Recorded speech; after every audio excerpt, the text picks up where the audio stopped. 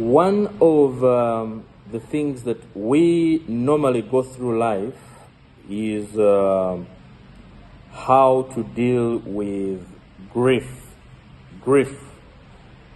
And this can be a big problem to many of us, and sometimes it can end up causing a lot of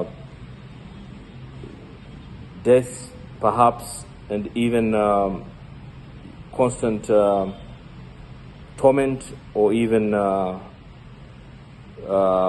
pain, deep pain in our hearts, and it can even psychologically affect you forever. So I want to talk to you this morning about how to deal with grief, because one of the things that I told you last time that I purposed in my life is to be able to speak love to a hurting world, because I know in life has, although many may assume that it's about roses and merrymaking and gomandizing, but even in these beautiful roses, we have thorns in them. So it doesn't surprise me that some of us struggle in our day-to-day life with how to deal with grief, how to overcome depression, how to overcome pain, that intolerable pain. There is a guy who many of you probably know, who acted this movie called Mrs. Doubtfire, and who never enjoyed Mrs. Doubtfire. And little did we know that this gentleman was struggling with a lot of depression and eventually ended up dying or perhaps committing suicide because of grief. Some of you have seen people like Whitney Houston, the great Whitney Houston, the musician, who eventually died because of coke and cocaine and heroin. And so it doesn't surprise me that many times in life we kind of go through these pains, and we look for alternatives of how to deal with this pain. And so if you don't have someone to talk to you right, you can end up hurting yourself. You can end up doing things that are detrimental to your well-being, or even cause people to suffer without them knowing.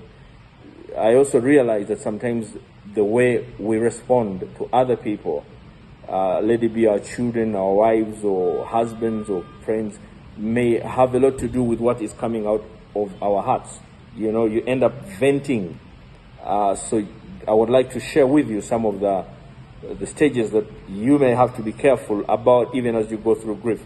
And grief is brought about by many things. Maybe a loss of a loved one, maybe a financial depression, maybe a love that went wrong, maybe a failed attempt on a number of things, maybe academic journeys, or maybe attempts in terms of business. So it's normal. It's normal that these issues of grief come to us, and people express the venting in different ways, the giving of steam, if you like, in different ways. And if you are not well guided and well, canvassed, you may end up hurting yourself.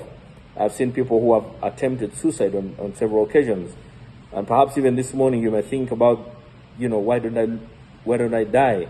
I have no purpose for life. I feel I have, this issue has hit me several times. It could be a sickness. It could be cancer.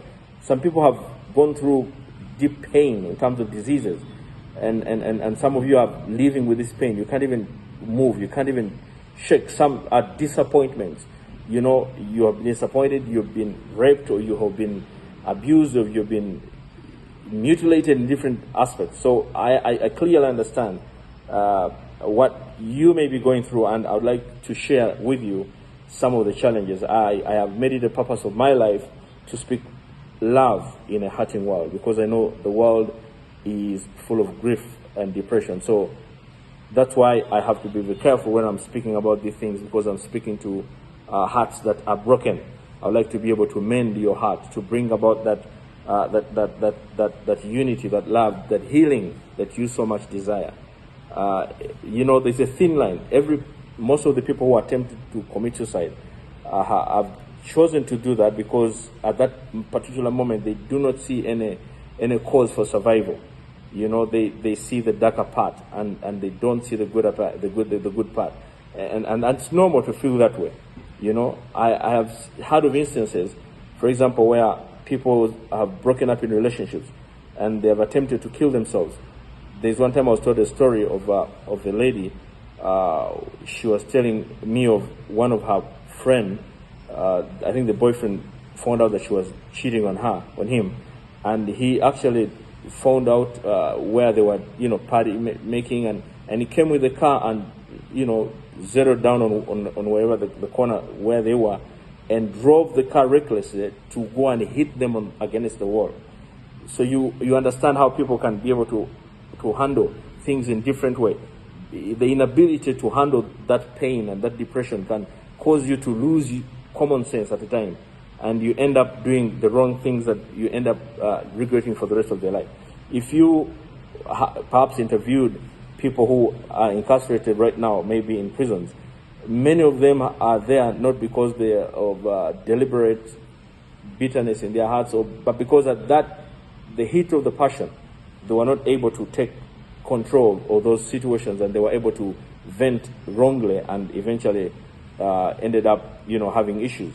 I know many people. One time I was visiting some inmates, some of my clients in Louisiana, for example, and I interviewed quite a number of people, including young girls, very young girls, young boys, and told them, "Why are you here?" They said, "We killed a person."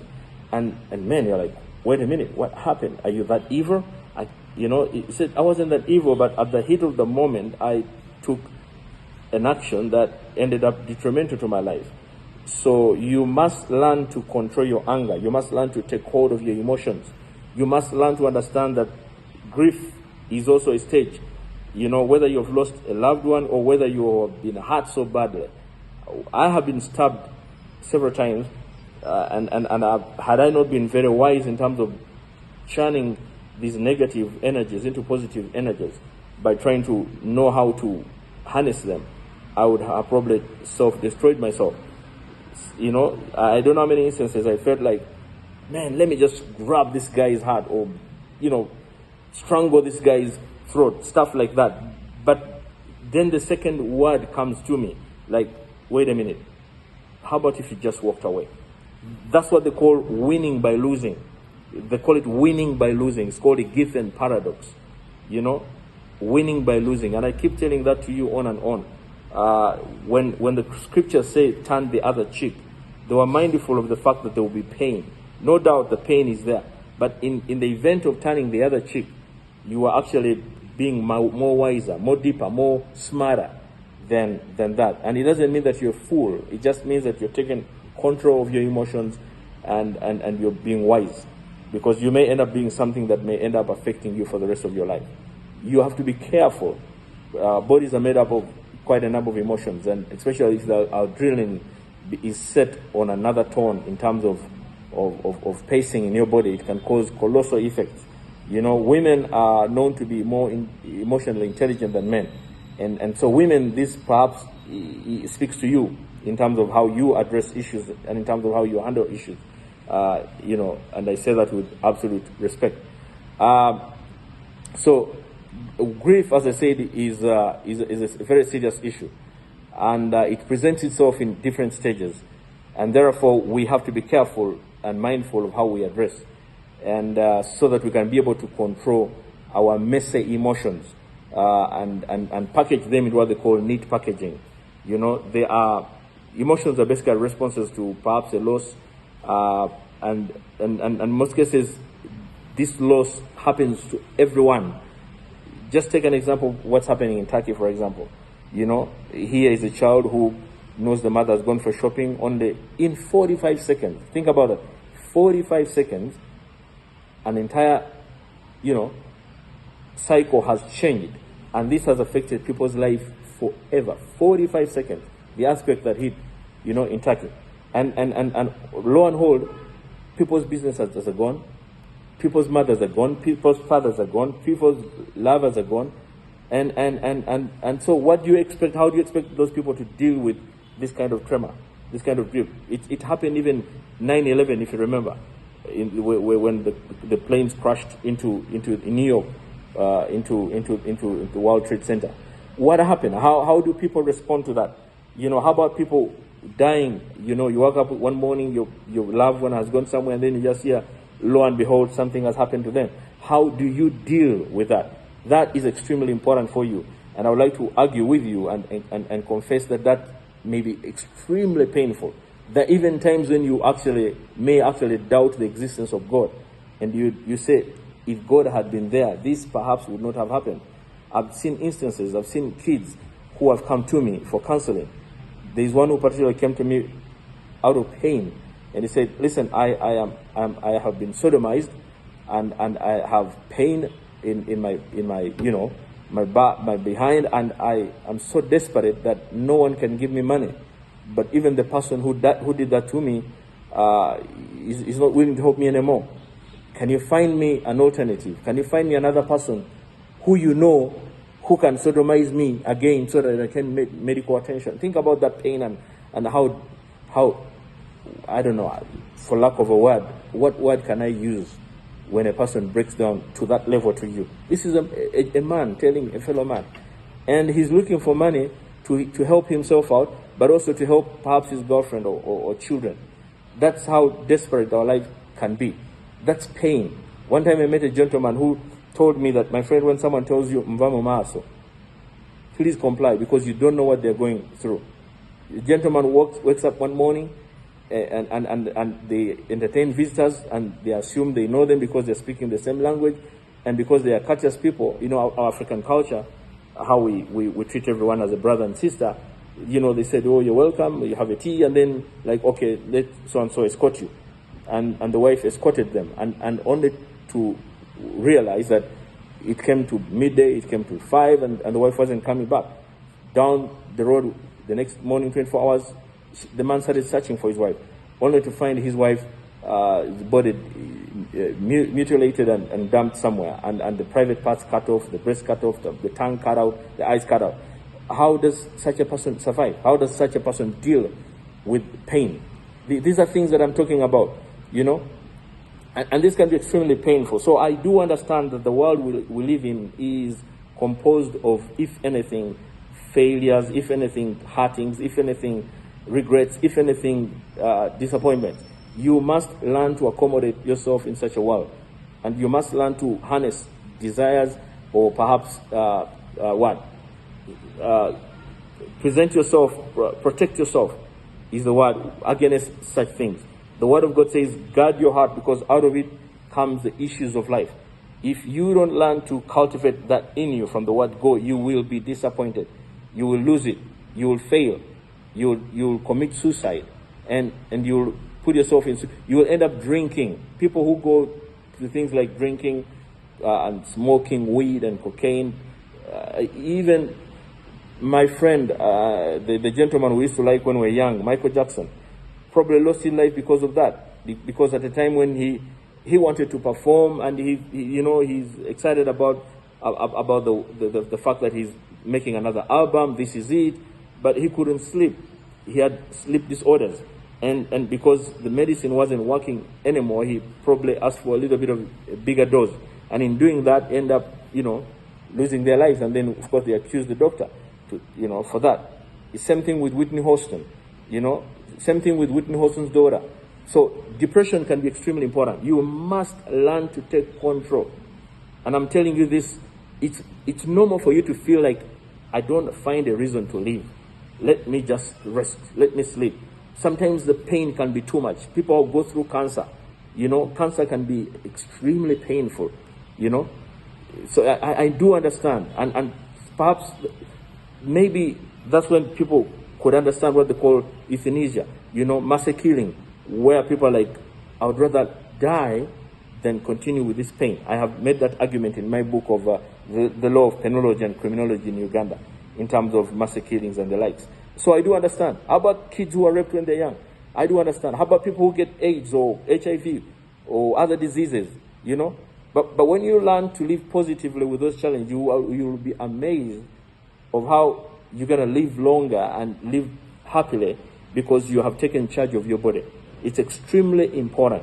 So please listen. There are basically 5 stages that you must take care of when you're undergoing grief.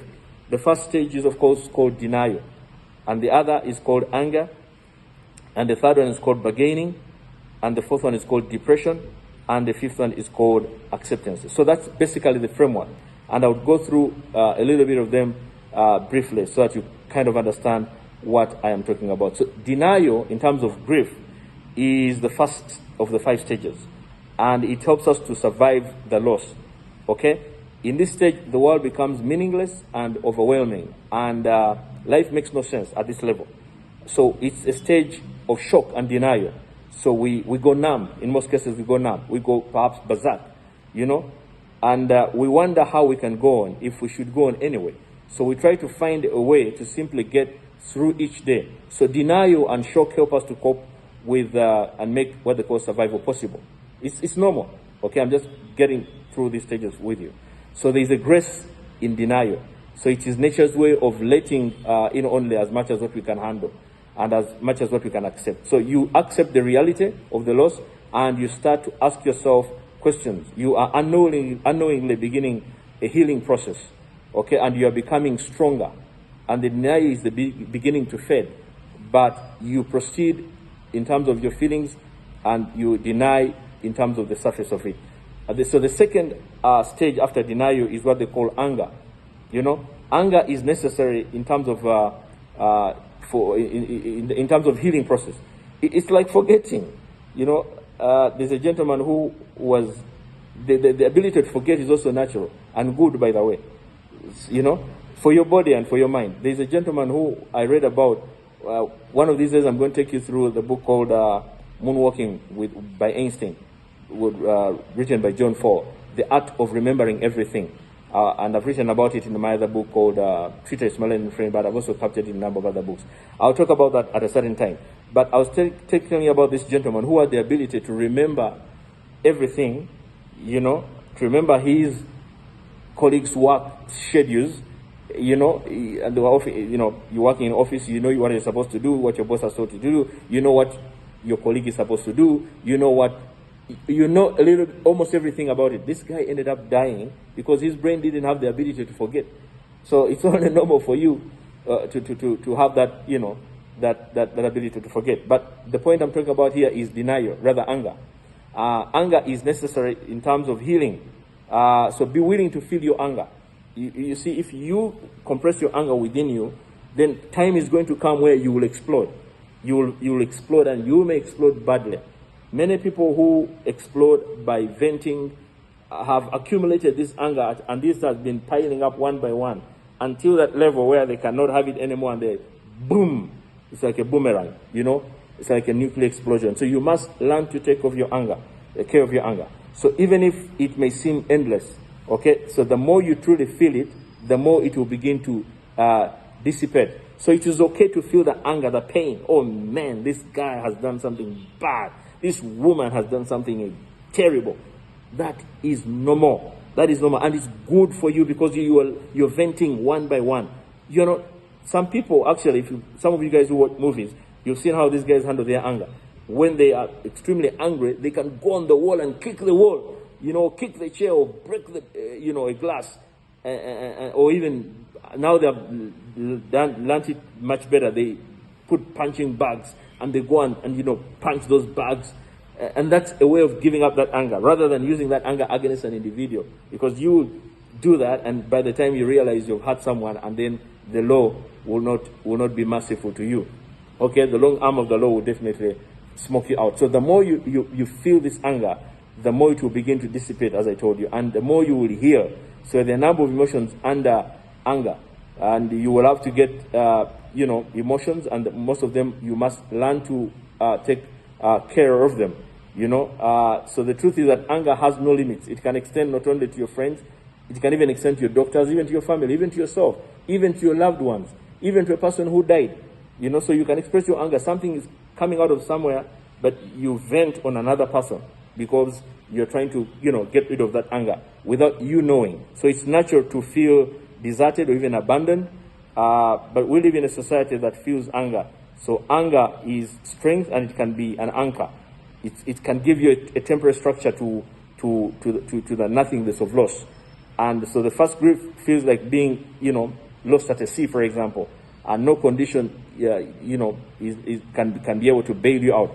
Then you get angry at someone or at a particular individual because they didn't attend a particular, burial, or they didn't do a certain thing right. So anger becomes a bridge over which you trade on to overcome. Okay, so we have to be very careful. Anger is just another level of indicating the intensity of your love also, by the way. Some you lovers, you get so angry with your partners and then sometimes you may not understand why this guy is so, red-faced against me. Giving what do you call it, a blood wash over certain circumstances. It's perhaps because they love you too much, and therefore they can't comprehend the other side of it. So you must be careful that you have to take care of that, and you have to learn to navigate through it wisely. The third stage is what they call bargaining, and this is basically what people call a temporary truce. If, for example, if I devote the rest of my life in helping others, then I can wake up and realize that all has been a bad dream. So what we can become lost in a maze if only, and if, for example, statements like if, those are aspects to do with bargaining. You are now bargaining. You're making a bargain with your life. If this can happen, then I can do that. It's good also for you in a way because it helps you to kind of give up the pain. So if only this happens, then this can happen. So it can help you to think differently or propel your life differently. So bargaining is another stage that you must take care of. And after bargaining, our attention usually moves squarely into the present times. When you bargain, then you're bargaining, you find that this can happen, then this can happen, then you're now beginning to move into reality. So empty feelings present themselves and the grief enters our lives to a deeper level, and then deeper than what we ever imagined, for example. So those are extremely important. Then the other stage after that is called depression.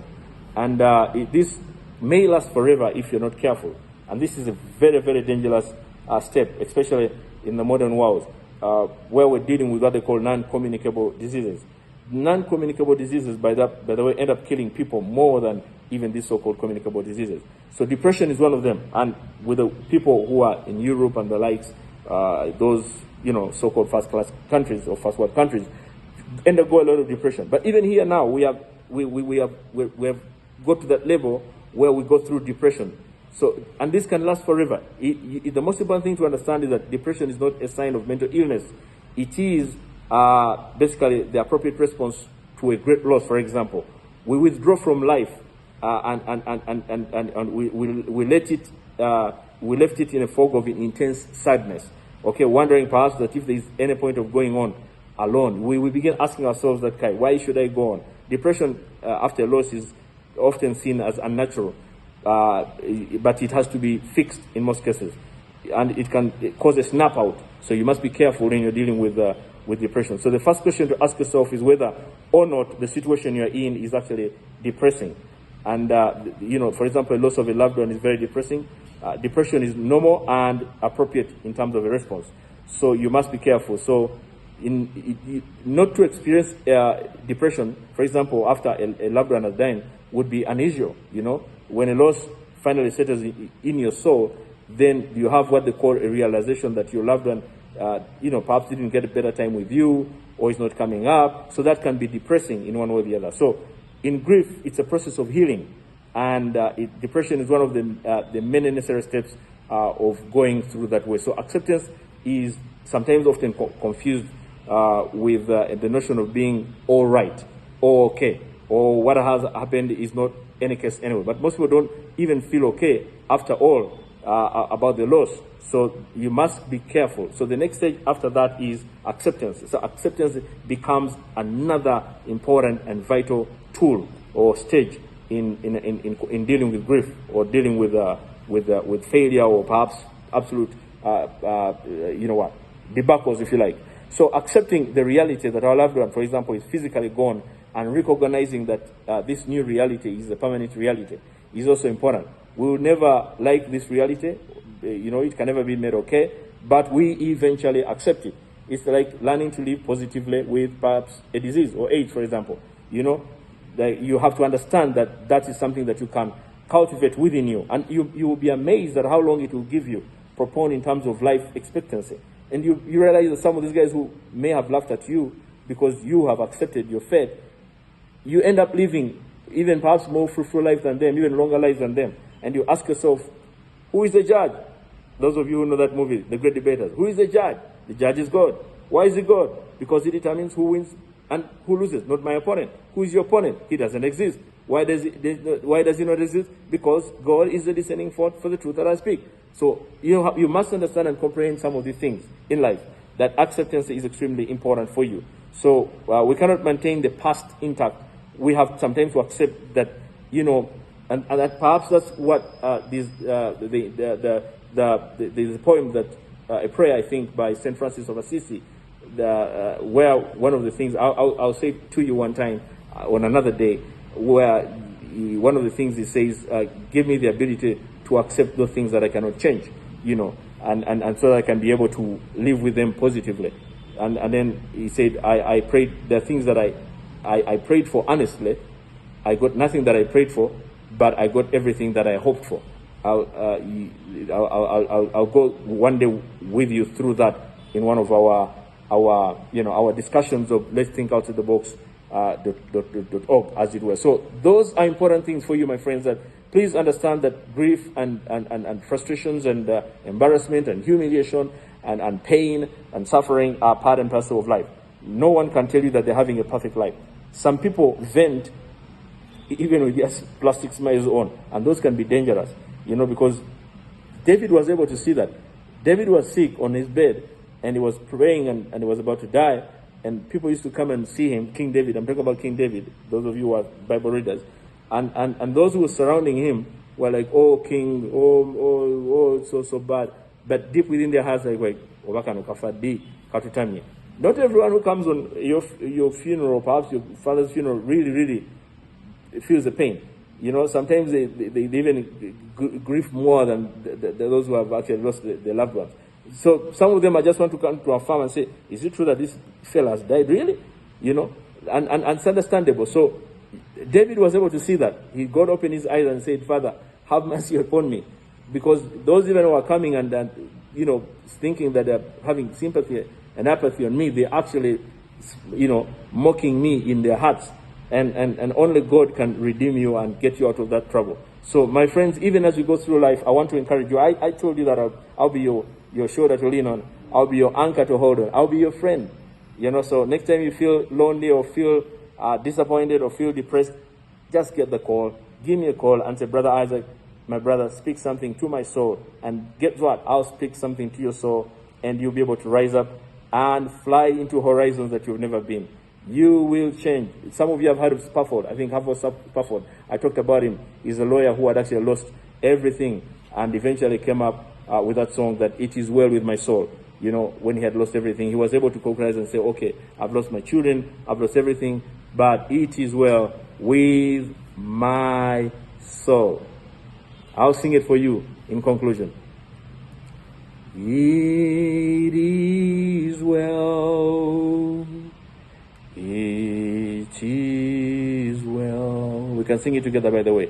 With my soul, with my soul, it is well. It is well with my soul. When peace like a river attendeth my soul, when sorrows like sea billows roll, whatever my Lord thou hast taught me to say, it is well, it is well with my soul. And in Luganda, Some of you know that song in Luganda. Mirembe, mirembe, ja Yesu, ja Yesu, ejoje, jinkumo moyo. My friend, it is well. It is well. It is well with your soul. You will overcome. Never give up. And God bless you.